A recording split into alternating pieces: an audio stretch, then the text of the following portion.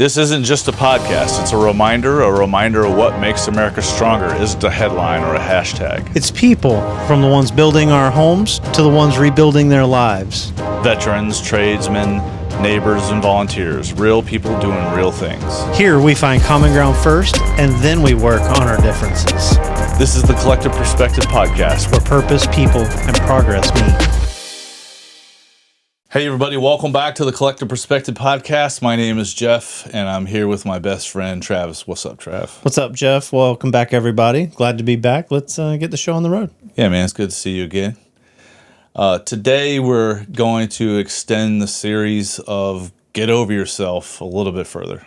Yeah, I think we hit on some good topics last episode, and I think it's time to move forward and get over ourselves.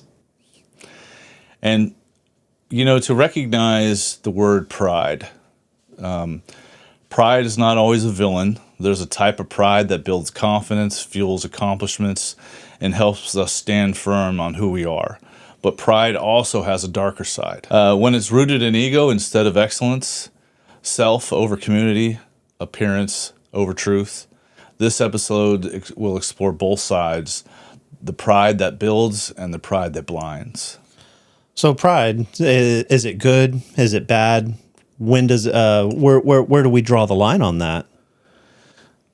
You know, I don't think it's wrong to have or be proud of your accomplishments or your achievements, however you want to frame that. No, I agree with that. I think your achievements, accomplishments, family, whatever you have, I think it's good to be proud of that because it contributes to being more, I don't know,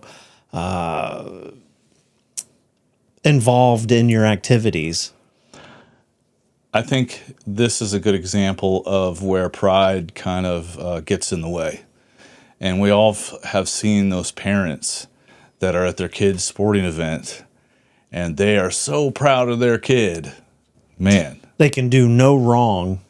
And when something does go wrong and doesn't go in the favor of that kid, they raise all craziness. They rage out on the ref, the other players, the other parents. It can turn ugly quick. Even gotten to the point where they don't even keep score anymore. And my son was in a rec soccer league. It was driving me crazy. I'm like, what do you mean we don't keep score? That to me is crazy because you want to reward accomplishment and winning and playing by the rules. So I think that they should be keeping score.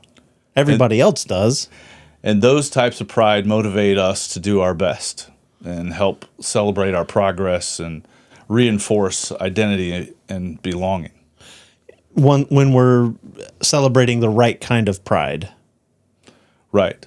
Like being proud of your kids doing hard work or proud of your marriage survives storms because let's face it, there are some storms in marriage. Man. Yeah, it's not always calm waters and rainbows and sunshine. You do go through rough patches.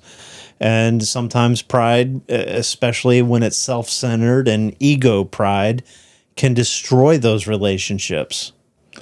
And I would say that this podcast is somewhat built on pride, proud to be an American and the values it stands for. And pride in that we are able to do something like this in this country or in this world to where it just makes us feel good to get these words out and to help other people. And you know, man, like I am beyond proud to have served this country. I don't think people take it. I think people take it for granted sometimes. You know, when I was in, I think I took it for granted at that time. But looking back, I would not do it over differently than I did because it was part of a growing experience for me. I think that that little bit of serving that I didn't do 10 years. I did 6. It was enough to really ingrain a good work ethic with me. And, you know, when we're young and in the moment, we complain about everything. When we look back, that's like, wow, those were the best times that I had. And I think it's really important that you're proud of your skill or your craft, and most of all, your character. Oh, absolutely. Being proud of your skill, that's what drives innovation. I think you want to be innovative and come up with something new that's going to help more people or benefit more people. Not necessarily help, but just be a benefit. Not only that, if you take pride in your work and let's hypothetically say that your boss takes care of you good financially, you produce or you provide a better service or a better product. I think taking that kind of good pride makes it better end product or service. Yeah, absolutely. And I think healthy pride is rooted in gratitude. Gratitude and humility, I think. Yes. Where in your life do you feel healthy pride right now? Healthy pride. Again, I think it goes back to our family and our kids. I feel very prideful of my son and my daughter doing very good in school. They're self-motivated, especially my daughter. So I'm glad that and prideful in how we've raised both of them to be able to be self-motivators, to get out there and to put in the work. That's where I think I feel the most at the moment. And again, that little bit of humility. It's not just us. They have to have a willingness to be there as well. And it was my wife and I and our friends that, we were around when they were growing up. They got to see a lot of different things. So I think, it's not just what me and my wife instilled. It's what everybody helped us achieve. Would you say it's just your family? Are there other areas in your life that you have pride? I feel pretty good about What are you proud of, Travis? work. I do a good job there, and I feel like I'm more helpful and an educator, not just of the staff but of people in general. Especially when it comes to illness and disease process, when it comes to healthcare, that's something that I've studied quite a bit, and I feel like I have a good enough knowledge to speak intelligently on it, and I feel good about the information that I give, that it's accurate and it's as up to date as I can be right now. I think most people are proud of their job and their family. I like to give some shout outs to my family too. I'm really proud of my wife, who's a dedicated fitness instructor that cares about her people, and just seeing the influence that maybe I have, or even the topics of this podcast, start sinking into her mental process. Her thought process is the most important thing. And then to see my kids do both well in school, they both have their talents, like your kids. They both have their individual talents. They're completely different people, which they should be. And I'm just blistering with pride. I'm proud of this being the 71st podcast of this. 71st. Yeah. And with pride there comes humility and being able to laugh at yourself. And pride motivates me to keep going, because not all the time am I proud of what I do. I see mistakes or flaws in that, and that motivates me to work harder to perfect that or make it better, like this podcast, for example. I see you always trying to make yourself a better person, not just everyone around you. Yes, we talk about a lot of topics and a lot of these types of vices, or this whole podcast or this whole series of Get Over Yourself. I see you working on yourself with that as well, and that really motivates me to want to be there with you. So it's a shared It's a shared experience. It's kind of like, well, where does pride draw the line? Where does pride cross the line from good to bad? So, like, healthy pride will say, "Look what God or life has built in me," and then unhealthy pride says, "Hey, look what I built without anyone. I did this all by myself." Yeah, And I think that is where it does become unhealthy, is when it's all driven by the ego or the self. Because we may think that we have done something that no one's done, or that we've done it without any help. But if you take a really deep look at it, we all have some help somewhere.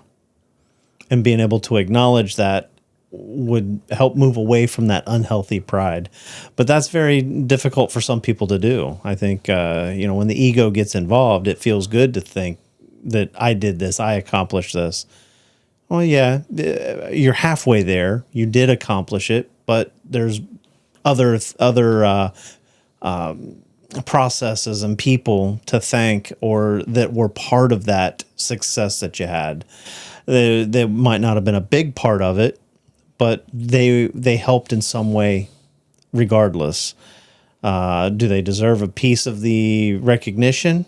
Maybe, maybe not. That's not for me to decide. well, Travis, it's time for the segment that I haven't really told you about yet, the curveball. The curveball. Thanks. Yeah. Let's. I seem to like always throw some type of curveball at you during these conversations where I say, "Hey, Travis, this is what we're going to talk about," and then I come up with something else to stack on top of it. But I promise you, it adds to it. I believe you. So the first one is, and I think we can identify people like this. It is the procrastinating leader. The procrastinating leader. Right. They are a boss who delays approvals, decisions, or provides critical information until the last minute. The work still gets done, but only because others sacrifice sleep, family time, well being to make up for the leader's irresponsibility. You know what? That's sloth. It is procrastination, laziness, slowing, not getting information out in a I threw timely. the wrong curveball at you. I don't have a curveball for pride, but at least you know what the curveball is for procrastination. Stupid. Well, the thing is that like all of these topics really kind of tie into each other, right? They do, and is that really a bad thing that we started talking about that now? I don't think so. I think it was just you're right. It was a curveball. It was. I threw myself a curveball. Hey, but the funny thing is, the procrastinating leader, and we'll talk more about it. And yes, the next episode is about Laziness. being lazy, and it's crazy how laziness could also be a prideful thing too. So lazy in the fact that you don't think that you need to know anything else, that you've already learned everything. Or that you're the best at what you can do and nobody can tell you otherwise. Or you're oblivious to the fact that you're affecting other people's lives because you're so proud of yourself to get stuff done and you think you're accomplishing great things, but you're really holding everybody else back. But that's for another discussion. But so healthy pride builds community, where unhealthy pride puts people beneath you. Right. It doesn't keep everybody on the equal level. Maybe everybody shouldn't be on the equal level, but you're meaning to demean somebody, and that's arrogance, pride. Yeah, I don't like that personally, and I tend to shut down in the presence of someone who's like that. How do you react when you're around somebody that is overly prideful or conceited or arrogant in such a way? Somebody that's conceited and arrogant and prideful. I kind of, take a step down. Maybe there's something I have to learn from this person. Maybe it's not the way that they're acting, but usually when someone is that prideful, they're not full of crap all the time. So there's people that have egos in my industry that, they're very prideful people. And I feel like sometimes you have to take a step down and like I said, learn from those people and kind of take it on the positive. Don't let their ego get to you, because I can tell you musicians, they are some ego-driven people sometimes, and they want everything catered to them. And like I said, take the second and just say, hey, What can I learn what from can I them? learn from this person? You can put their ego and all that stuff aside. Like, okay, well, you're proud of yourself. Keep on going, man. Back in the back of your head. But But you have information and you are at the top of your game in that. So there's probably something good there to take from them, just not their ego. well, ego also I find kind of trips you up sometimes, and you can catch them in patterns that they say where they may say one thing, and ego, I think, a lot of times leads to lying. And someone that lies to get to feel like they're better or to have some type of dominance for you is not really that strong of a person you think they are. Yeah, the deceit is not the answer. The thing is, we don't see pride in ourselves very easily, and the more pride we have, the more less coachable we become. I could see that. Yeah, the more of that ego-driven pride or that self-pride, you would become less coachable because of what we've already mentioned is you're at the top. You can't learn anymore. You already know everything, so you just kind of put everybody else's opinion and information to the side and don't take it to heart and maybe make some adjustments. I know this example is not maybe not up to speed in today's technology, but let's say you didn't have your cell phone on you and you were lost and you had your car, and it's you and your wife says, do you know where you're going? But you really don't. I would say that's a good example of pride. And what happens when you get lost? The guy never asks for directions is the It's old like faux pas, cliche. right? Yeah, cliche. Well, I'm the guy that stops and asks if I had to. Right? Asking a map how to get somewhere is essentially doing that.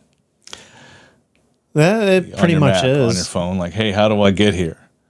So it Right. kind of eliminates that argument altogether between people, but It does these days. But what's crazy it was a is thing back then. I still have a map. I have a road map that I try to keep current, but I do a lot of off-roading. So knowing where the roads are and having maps of OHV areas or different areas is very important.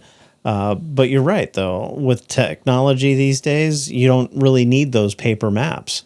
I can download a map on my iPad, and I can use that when I don't have cell service because it does still use GPS. It will plot along where I'm at on the map, and that way I can keep track of my trails that I've run.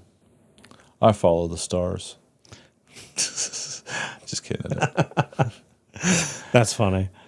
Well, you're the only one in this room that's been on a ship, though.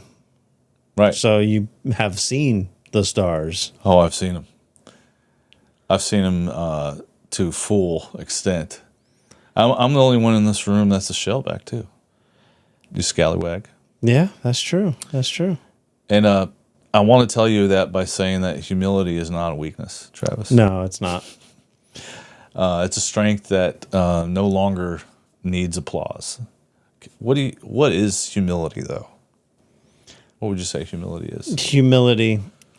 Being humble, not being boastful, Being teachable. being teachable, not bragging. That moment, I guess that's what I was talking about, that moment where I said, humble yourself and listen to the person that is full of pride.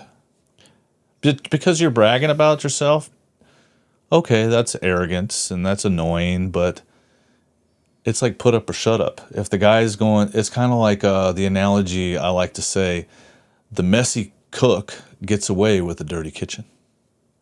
You ever hear that analogy, Travis? I don't think I've heard that one. That's new to me, but All right, here's a new one. That's like my kitchen though when I'm cooking. The point of that is that if you're a good cook, nobody's going to care how messy you are, except your wife. My wife's like, I'm just tired. You know, she's like, you're good, but like you make too much mess. I'm like, well, I guess I'm not that good. Because if I was like some excellent chef, I could just throw everything on the ground. Not that I would. That would be rude in my own house. But you get what I'm saying. Like if I was an excellent cook, nobody would care. Oh. If I and some people just humble themselves and go, what, you have a rebuttal?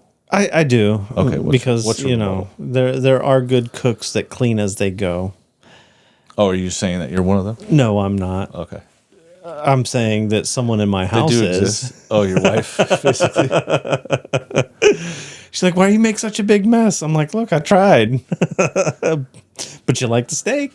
It is hard. My wife's biggest complaint is I use too many pots and pans and stuff I use dishes. too many things to make one thing.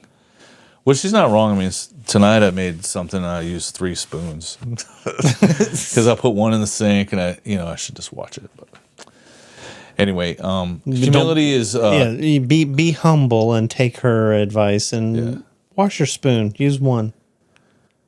Yeah. Humility says I have value and so do you. So always take into account what your wife says. You can't go wrong there. Well, you know what they say, happy wife, happy life. Well, hey, we like to wrap up this episode with a little bit of a challenge. Let's challenge our viewers. So hold pride with open hands. Know what the limits are.